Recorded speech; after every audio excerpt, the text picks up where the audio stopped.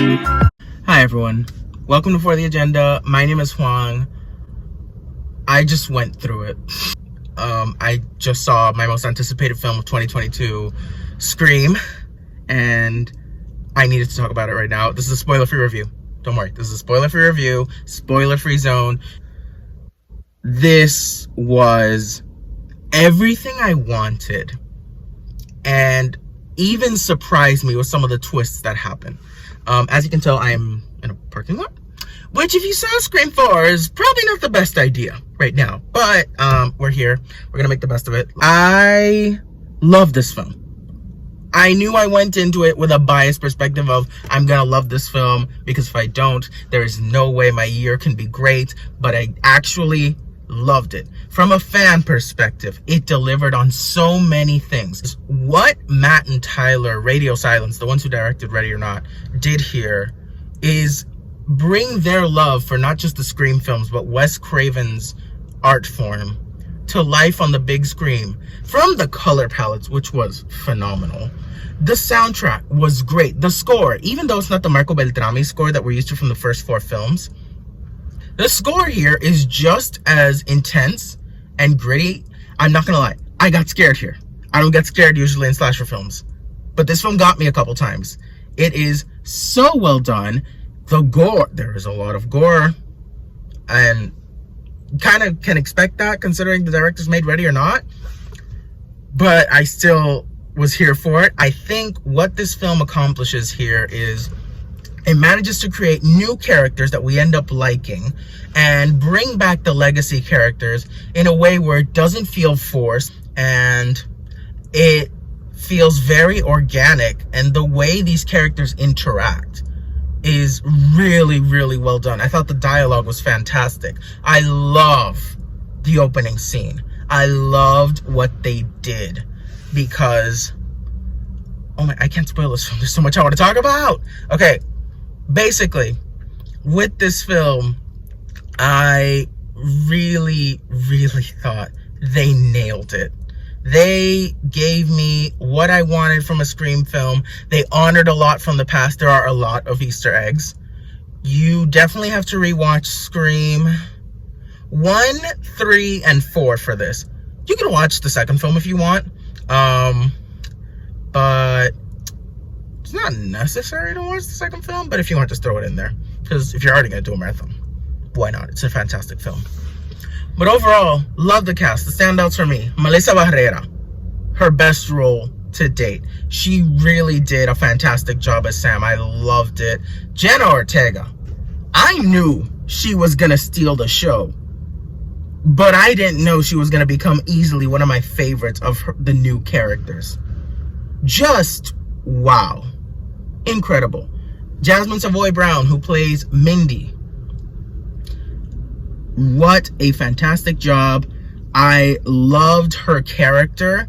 I loved how natural she interacted with everyone. Every scene she was in, I felt more and more attached to her character. She had some great funny moments. And of course, we gotta talk about the legacy characters. We have to. David Arquette. David Arquette, I feel, gives his best performance as Dewey in this film because of what he brings to the table, what his character delivers. When it comes to Courtney Cox, her character's development was honestly incredible. I loved the minute she arrived in the film. Honestly, it was at that moment where I started screaming. Obviously, I screamed when Sydney showed up, who, speaking of which, Neve Campbell. Gotta give it up. We gotta give it up for Neve Campbell. She proves to you why Sydney Prescott is, in fact, for me, the ultimate final girl. Sydney is that girl. She has always been that girl. She will always be that girl. And there's no way you can change my mind. When it comes to the whole, it's always someone you know, I'm telling you, rewatch those films. You're gonna need to rewatch the films. Even if they're not, even if you think they're kind of fresh in your mind, rewatch those films, because you know what? There were details that I knew, but even then, there were some details where I'm like, I think I missed it, but I'm not sure. There were so many small things that Matt and Tyler put in this film that huge fans will be like, I know exactly what you're doing here. I'm seeing this multiple times. That is confirmed. I was probably going to do it anyway. There were so many moments where I'm pretty sure the people next to me just hated me because they're like, could you just shut up? And I'm here like, this is my moment. This is my fucking moment. Okay. The Scream Nation, I don't think is ready for this. Scream fans, this is definitely worth the wait. If you cannot see this film in theaters due to a lockdown or any other situations, I have to advise you, stay off social media or mute everything regarding Scream, each character, everything. Because this is a very easy movie to spoil, and it's not something you deserve to be spoiled. Hopefully you can see it as soon as possible. This is a film that you deserve to see on the big screen. But you're gonna have to stay off social media. But all in all, Scream delivered on all of my expectations. It gave me everything I could want. It was a beautiful homage to Wes Craven's work, to the point where I do feel Wes Craven would be honored and he would be proud of this film and what Matt and Tyler were able to accomplish. They picked the right team to make this film. And if you think you know stuff with the trailers, I gotta tell you, they left a lot of good stuff off of those trailers. So my hat's off to them for making that happen. It is probably my favorite after the original. And I am so glad I got to see this on the big screen. They did this franchise such justice. It is fantastic. It is a bloody good time. Lots of gore. Again, lots of gore if you're queasy. Warning you ahead of time. But all in all, fantastic casting. Everyone killed it. There is not a weak link in the cast. The script is fantastic. The cinematography, incredible. That one shot I loved in the trailer of Melissa Barrera at the doorway, when I saw that in the film, I was like, this is cinema. This is poetic cinema, sweetie. This is everything. I can't say enough good things about this film. I want to, but I don't want to spoil it for you. You can see this in the theater this weekend. I highly recommend you do. If you are not a Scream fan, listen, you should become one. Just saying. I mean, hello. You should rewatch the first 4 films. The first 2 are on Peacock. The third and fourth, I believe you have to rent. But it's worth it. They're amazing films. And you should watch this as soon as you're able to, because this is perhaps the best film that's going to come out in January. I know. High praise. It's worth it.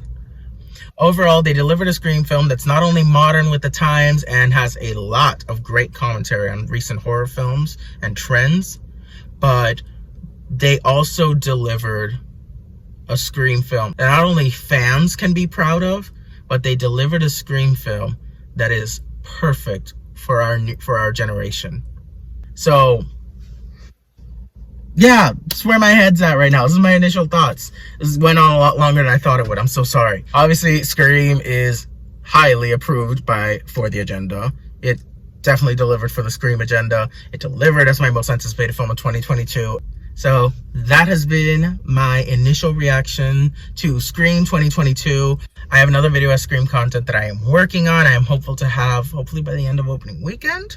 But yeah, thank you so much for watching. Let me know in the comments below, what are you excited for with this new Scream? What is your favorite Scream movie out of the 4? Let me know in the comments down below. If you like this video, hit the like button, subscribe to my channel, follow me on Twitter, and remember, it's always for the agenda. Bye.